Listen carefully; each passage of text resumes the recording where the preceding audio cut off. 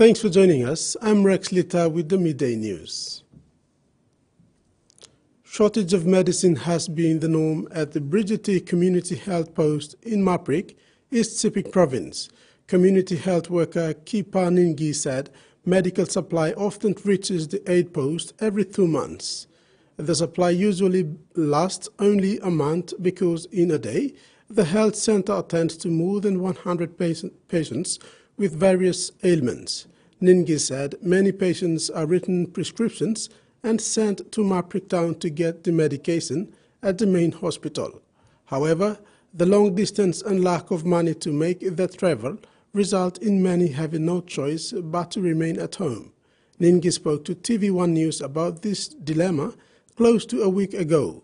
At that time, the health facility has been without medicine for almost 2 months.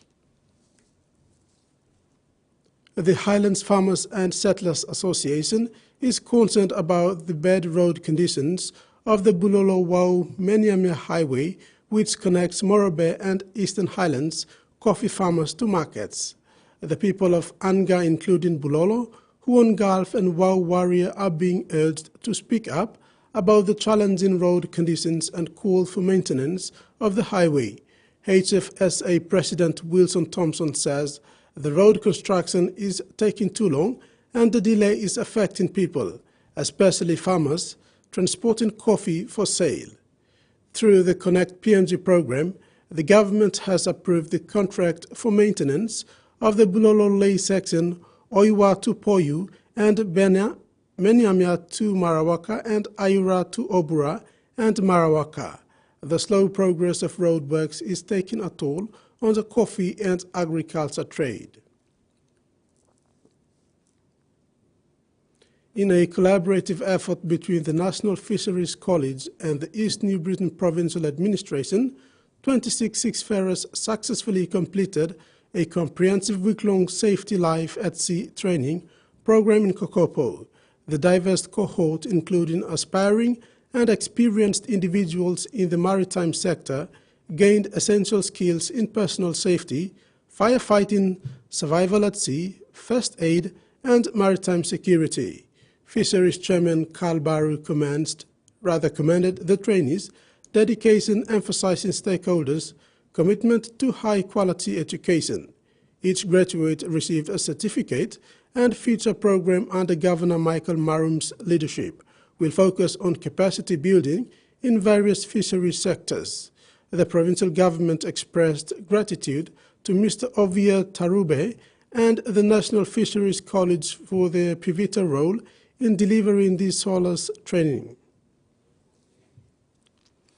In regional news, there has been emotional reunions in Australia after dozens of Palestinians fleeing the fighting arrived at Sydney Airport, where they were welcomed by overjoyed relatives. Overpowered by emotion, Meha Tarazi breaches the arrivals line at Sydney Airport. Her 86-year-old mother, 2 sisters, and 6-year-old nephew had been trapped in the Greek Orthodox Church in Gaza for over 40 days. We're so exhausted. I don't know if I'm going to be okay or not. Nearly 20 were killed in the church where the family took refuge. Genocide. This is genocide. They're repeating 1948 Nakba. It's forced expulsion. I was brave. I plugged my ear so I don't hear the sounds of bombs. Their journey to Australia was long and dangerous, as they first had to escape North Gaza. I had to put my wheelchaired mother on a carriage pulled by a donkey with our bags. I hugged them all with bullets flying over our heads. Their families are overjoyed they've made it to Australia. It's a dream, like we were living in a nightmare and now we just wake up on this nightmare. I had counted them dead. Thank God. Thank God. Thank you, Australia. Emotional family reunions like this one will be happening across Australian airports as hundreds of Palestinians from Gaza start arriving over the coming few weeks. Many of them are getting here with little more than the clothes on their back. The new visas granted to 860 Palestinians are valid for up to 12 months, but they can't work and have no guaranteed pathway to a longer-term settlement. But the community is grateful and hoping more of their loved ones can get out. Altogether 12 people, that's my family. I hope all of them come here and everyone gets their families here safely. I thank Australia, our kind mother. A bittersweet moment. Happiness for those who are now safe, fear for those still left behind. The New Zealand coalition government of National, ACT and New Zealand First will be stable, effective and will deliver for all New Zealanders, says National leader and incoming Prime Minister Christopher Luxon. He said despite the challenging economic environment, New Zealanders can look forward to a better future because of the changes the new government will make. The three-party coalition government is the first in New Zealand's MP history with all parties represented in cabinet. New Zealand First leader Wilson Peters will be Deputy PM for the first half of the three-year parliamentary term. ACT leader David Seymour will be Deputy PM for the second half of the term. The 20-strong cabinet will be 14 national ministers, 3 ACT ministers and 3 New Zealand First ministers. When introduced, it was touted as the economic gift that kept giving. The Morrison government's home builder scheme was designed to keep the construction industry afloat through COVID. But now, some applicants are angry after missing out on funding they thought they were eligible for. The Halls call it their $25,000 sink. This is the little bit that the builder wouldn't do, can you see that? And that's our ginormous sink. The family lives in Leeburn on the Southern Downs and applied for the home builder grant. Their builder couldn't install the sink they wanted, so they called in somebody else. And because of that, their application was knocked back. We've actually had to now borrow the money and refinance, which means we're now paying interest on that $25,000 we thought we would be entitled to for the next 30 years. It was a federal scheme, but run by the states. To get the grant, you needed a comprehensive contract, but it wasn't spelt out that you couldn't use more than one contractor.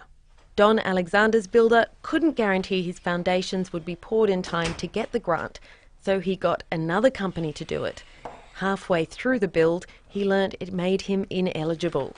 I had to source money elsewhere to finish off the home, more or less, yeah. Several rejected applicants have appealed to the state's administrative tribunal. Those cases have focused on what a comprehensive contract actually means. Ignorance of the law is no excuse for most cases that come before the courts, but in this case, it was a question of what are you ignorant about? Mr. Alexander appealed the decision to QCAT and lost. His lawyer says he respectfully disagrees. As to the vibe of Don's case, that there was a significant opportunity to interpret that, to look at the intent of the legislation. The Queensland Revenue Office, which administers the funds, says it can't accept applications that don't meet the Commonwealth's criteria. There's no monetary value, no one gained anything out of it. It's just a sink at the end of the day. PNG men's rugby union sevens team, the Puk-Puks, have summed up their 2023 international campaign in style, winning a bronze medal for the PNG at the 2023 Pacific Games in Solomon Islands. Head coach I.M. Pilokos said his side were impressive throughout competition, but could not finish it in the quarterfinals against a well-experienced Fiji side. Pilokos said half of the players in the Fiji side had a wealth of experience participating in major international events like the World Challenger Series. PNG lost 24 points to 10. After losing the quarterfinal to Fiji, the Puk-Puks dig deep in and put their best foot forward to defeat Tonga and claim the bronze medal. With this side backing up from the Oceania Rugby Sevens in Australia, Pilokos said the boys will now take a well-deserved rest, then return to camp to prepare for their 2024 World Challenger Series in January 2024. Gulf ISO has taken a different approach which targets improving local leagues, upskilling coaching and training programs, giving the emphasis on medical care of its players. This has now created a pathway for young Gulf players to aspire every year to attend the Talent Identification Program for Gulf ISO. Working closely with the Gulf Provincial Rugby League Board and PNG RFL's Community Rugby League, 8 leagues in the province will now go through compliance process to affiliate with PNG RFL. Gulf ISO was thankful to PNG RFL, Community Rugby League Initiative, Southern Region Game Development Office and Gulf Province Rugby League Board, including sponsors. The franchise acknowledged the provincial leadership for its support in supporting the development pathway. And that ends the midday news. Join us for more at 6 p.m.